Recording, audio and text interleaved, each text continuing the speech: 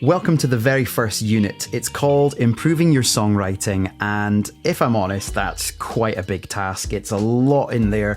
It could really go anywhere depending on where you are at the minute to where you want to be, and depending on what your goal is. It really covers a big array of possibilities. I should say, as a writer, I'm always looking at ways of improving my writing, and one of the best ways, before we get into detail and talk a little bit about ideas, which we're going to talk about today, one of the best ways for me is to listen and to hear what other people are doing and to listen to what works and what doesn't. What is it that makes something successful? What is it that makes something sit perfectly in a movie, for example, or become the next big song in the charts? It's not by accident that these things happen. There are reasons for it. Sometimes the reasons are things that you maybe agree with, and sometimes they can be a little bit more kind of throwaway, I guess. But we'll get into more detail. Before we talk about chords or structure or melodies, we're going to talk about where songs actually come from. Because the biggest obstacle that most songwriters face, and certainly one that I face a lot, is not a lack of talent, it's sitting down and writing and actually doing it, and sometimes having no idea what to say or where to start. So in this section, we're going to try and fix some of that. I'm going to look at how to find ideas, how to capture them before they disappear, and how to build the habit of noticing the world around you, a bit like a songwriter. And then we're going to spend some time on one of the most powerful tools in your kit, the hook, which is something that gets neglected a lot. And I say this because I'm not just talking about pop songwriters, I'm talking about writers of any sort, particularly bands. I think when you're in a band, and I've been in bands many, many times and for many years, there's something sort of throwaway or selling out about creating something that actually has a hook. And actually you're doing yourself a disservice by not doing that. Just think about any big artist's biggest breakthrough song. Chances are it had a huge hook, because otherwise people don't remember it. And if you don't remember it, then nobody ever tells anyone else about the song, and it doesn't go anywhere. So we're going to talk a bit about that in more detail and talk about the hook and why it's important. But we're going to start with Unit 1, which is finding your ideas. And the very first thing we're going to talk about is keeping your ideas alive. There's something that every songwriter, I think, learns eventually, and usually the hard way, that ideas come and go, and they're fragile. They show up at the worst moment possible. Usually you're in the shower, or it's 2 a.m, or you're driving, or it could be anywhere, but it happens and then it's gone. If you aren't able to capture that idea, chances are you'll never get it back. I thought of an idea the other night when I was dreaming, and I didn't get up and write it down, and it was a mistake because I'll never remember what it was. In my head it was fantastic, it probably wasn't, but I'll never know. The single best habit that you can build is keeping somewhere to put your ideas. So some people use a notebook, some people use their phone. It's amazing now with the way that technology's gone that you can literally just tell your phone, take this note down, and they'll do it for you. So I think in terms of just keeping notes, it's really important. Some people like to do it the old school way and write it down, much like in the image that we're looking at now. And I think that's a really good way of doing it, because it's you putting it on paper. There's something quite magical, I think, about actually writing your idea down. The goal with this isn't to have a finished idea when you write it down. That is not going to happen. It might be a single word or a phrase or an idea, something that's caught your ear. And when you get into the habit of writing these down, it might mean nothing to you for 6 months, a year, but you might well come back to it. And we're going to talk a bit more about that when we talk about the hook, because that's where it becomes really important.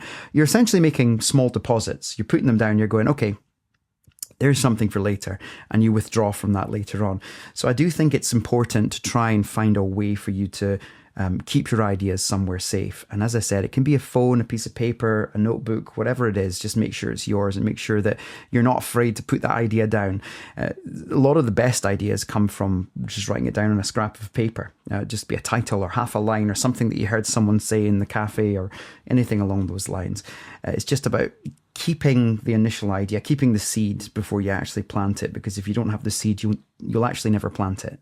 So just get into that way of being when you keep ideas, a chord structure, an idea, a line, a word, whatever it might be. We're going to talk a bit about where to look for ideas, because the answer to this is, where do you get your ideas? And the answer is everywhere. You literally find them in everything that you do, and it can be real life experiences, and it can be things that you've seen on the TV, or it could be something you overheard. But let's kind of break that down a little bit more than that. The most obvious place to start with ideas is personal experience. Your own life is full of material, things like relationships, loss, joy, confusion, moments that stay with you long after they happened. Personal experience works so well because it comes preloaded with emotion. When you're writing a song and it's about something that you really mean, it tends to come across, and not just in the song, but also in the performance as well. The amount of times as a vocalist I've been in the studio and had a producer say to me, "You're not feeling the song." And it's true, because I'm not connecting with it, and you have to find a way to connect with it. It's the same with writing. I think there's just a magic that happens when you connect with what you're writing, and it's something you don't have to manufacture either. And it can be, we'll talk a lot in this unit about writing to song briefs and you know the pros and cons of that, but it can actually be within those confines that you still write about something that's really personal, and then it's translating it and getting it down in a way that works for other people as well. It's not the only way though. Personal experience is a great way, but it's not the only way. Some writers like to observe and look at the world around them. What I find, it's actually happier. I think when you're in quite a happy place in your life, I think it's sometimes harder to write songs, you know. And I think this is where observation comes in. It could be writing about the people and the situations around you rather than yourself, a conversation that you overheard, a stranger you watched. You know, if you're sitting in the doctor's surgery, sometimes you can see what's going on for other people, good and bad. A story that someone else told you, right from a perspective that isn't yours, is another way to do it as well. Sometimes just having that distance allows you to be a bit more in depth with it. And I'm not talking necessarily, and we will talk about this in much more detail in further units when we look at lyrics and things in more detail, but I'm not talking about necessarily being the most poetic that anyone's ever been. I'm just talking about getting that idea down. Some of the most simple hits, the simple ideas, are actually really clever because the writers have broken them down to make them simple, which is kind of an art in itself. The good thing about writing from other people's perspective is that you can actually be a bit more honest than sometimes you are when you're writing about yourself. It's quite hard to write about your own personal experiences sometimes. And then there's also imagination, and let's not be afraid to use that. It's the kind of what if approach. What if you'd taken that job? What if you said what you were really thinking? What if the city flooded overnight? I don't know, just anything really. These are all really good ways to kind of come up with ideas. And again, that's where writing things down really comes in useful. One of the most powerful prompts in songwriting is what if, because it puts you in a story and it makes you think about what would happen if, and its conflict and its emotions and what's at stake and all those kind of things. Here's a little tip. If you're ever stuck and you're sort of sitting going, I don't know what to write about, just write what if at the top of the page. And then just see if you can write out sentences that start with what if, doing it 5 times or 10 times. No filter, no judging, just write it down. Something will most likely come to you, I would imagine, in that situation. We are doing a bit of a broad overview in this unit. We are going to go into more depth as we continue through the courses. But for now, I want to look at how to write a great hook. And the hook is quite an interesting thing because the word hook gets used in different ways. So we'll just clear up what I mean. When I talk about a hook, I mean a melodic phrase, usually in the chorus. So it's the kind of repetitive bit that people remember. I remember a famous songwriter was on a course once, and they said the best phrase they ever heard was repetition is the key, repetition is the key, repetition is the key. And the key being that saying it 3 times means that you're more likely to remember it.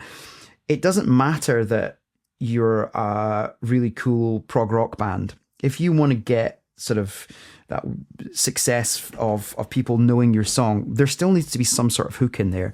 Let's think about it a slightly different way. Someone asks you what your song is about and you can answer them in 4 to 6 words, then that's probably your hook. This is about how to kind of create the hook. So if I said to you, I will always love you, you'll think of Whitney Houston or Dolly Parton, who wrote the song.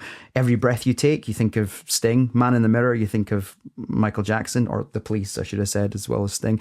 But you know, when you hear these titles, this hook, it's kind of instinctively embedded in your brain because it's so simple, yet it's something that you can relate to. Every breath you take, Man in the Mirror, I will always love you. Everybody's got ways to relate to that. They're great titles, but they're also telling you exactly what you're going to be writing about. So when you hear Man in the Mirror, that this is probably going to be a self-reflection type song. When you hear I Will Always Love You, that it's going to be a love song. It's giving you the idea all from the hook, and it's something that is memorable. Having a song without a hook is, of course, possible. I believe there are no rules in songwriting to an extent, but I think the rules can be useful. And I think writing a hook can be really, really clever. It could be that your hook is not actually lyrical at all. It could be that it's melodical. Melodical, is that a word? Anyway, it could be a melody, and it could be a guitar riff, or it could be a musical motif. Think about things like Young at Heart by the Bluebells. Great song. But you think about that intro with the violin. Well, I do. I think of the... That's the bit I remember. That's the hook for me, more than Young at Heart, which is a great title, but I don't think it's the most memorable chorus hook. I think the hook is all in the violin part. So a strong lyrical hook, going back to the lyrics again, it does a few things at once. It's memorable. It's short enough to stick, but it's interesting enough that it wants you to know more. I think writing a hook like I Love You is too simplified. Or if you were to go the other way and write emphatically I desire thee, I don't know, I'm making that up as I go, but that would also be too complicated. So you're trying to find something that carries a bit of weight about it, gets people thinking, but doesn't necessarily give away too much. I think of This Kiss by Faith Hill. This Kiss is really simple, but it gives you an idea of what the song might be about without really giving away too much. And, it's something that's pretty universal. So I think just looking at what we've got here, keep it simple and memorable, using rhythmic and melodical repetition. Repetition is the key. Repetition is the key. Place it strategically. The chorus is the obvious place. But it doesn't always work that way. Look at Young at Heart by the Bluebells. It's kind of the intro, isn't it? Evoking emotion or relatability and connecting to the song's core theme. So connecting to the song's core theme, obviously you don't want to have a hook that is completely different to what you're writing about in the rest of the song. Just a couple of ideas, and we will go into more depth. How to make a great hook? Well, that's a great question. I think if we all knew the definitive answer to that, we'd all be writing number ones all the time. And unfortunately for every single one of us, apart from maybe Max Martin and a few others, that's not very true. So what separates a great hook from a generic one? Well, I think making something really specific is important. So vague hooks don't land. I mentioned this earlier, but I Love You is a feeling. It's not really a hook. I drove past your house again. That's more of a story. So the more specific and concrete your hook, the more it feels real and the more a listener can place themselves inside it. So being specific is really, really important. But what you don't want to do is also alienate your audience by making it so specific that it means nothing. So, I think if you're writing something for, trying to think of an example, but say you've got a friend called Archie and you say, Archie, I really didn't like that you did that, would be a title. I think that's too specific, but maybe if the title was, I didn't like what you did, okay, that's a bad title, but you get the idea that it's less uber specific, but it's still specific enough that it gets you thinking, okay, what was it they did? What happened? What's the story here? Creating tension or contradiction is really good as well. Some of the best hooks ever. Was it the Bellamy Brothers? If you said, if I said you had a beautiful body, would you hold it against me? Really clever, cheesy, but really clever. I hate that I love you. That's a great example. You've got contradiction in there and it works really well. You make it hard to be faithful. I'm not okay. There's all these kind of ideas that I think are really, really clever. And there's lots of great titles out there that use that. In fact, let me know in the comments if you've got one that you can think of that's just a great title that gets you sort of going, that's really clever.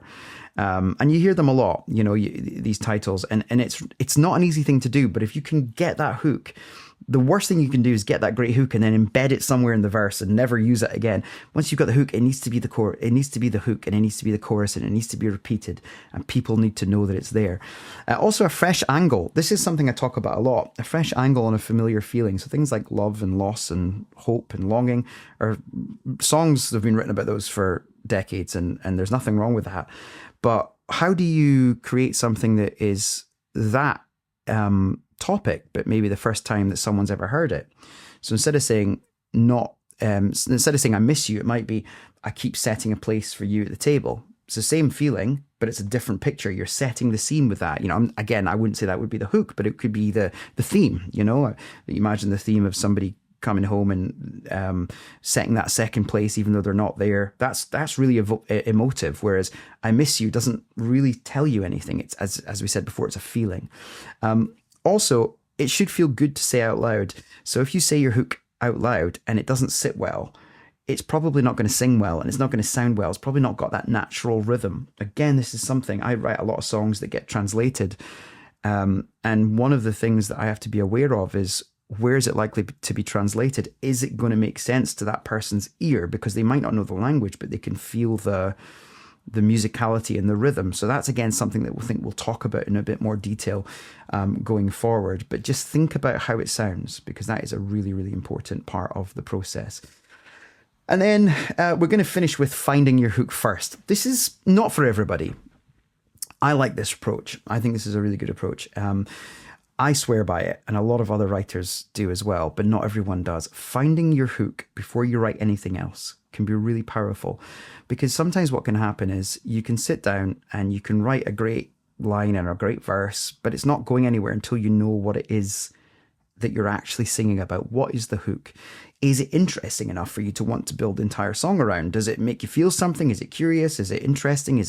Would I want to hear a song called this? A big tip from a publisher perspective. When I was working as a publisher, the amount of songs that you get in was incredible. It was a long list of songs that you would get sent to you.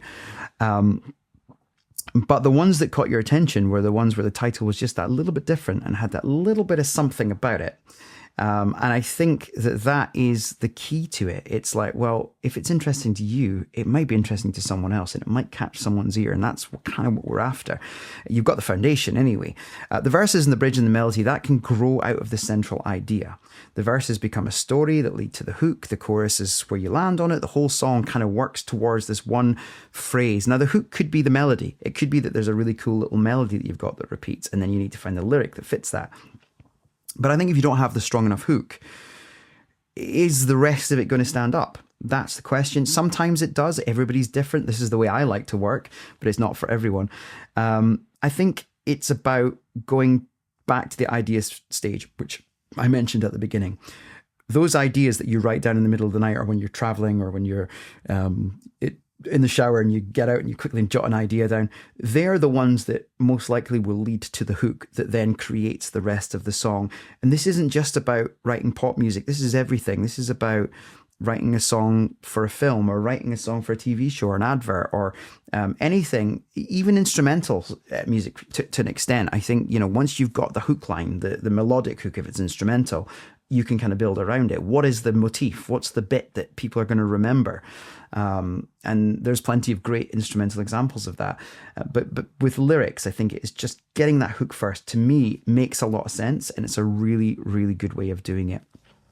So, to recap, great songs start with great ideas. That is a given. Great ideas need to be caught and kept before they disappear.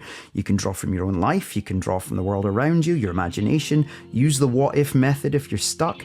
Spend real time on your hook. It's a big, big mistake that a lot of writers make, is they don't spend enough time figuring out the hook. Sometimes it's harder to write the simple thing.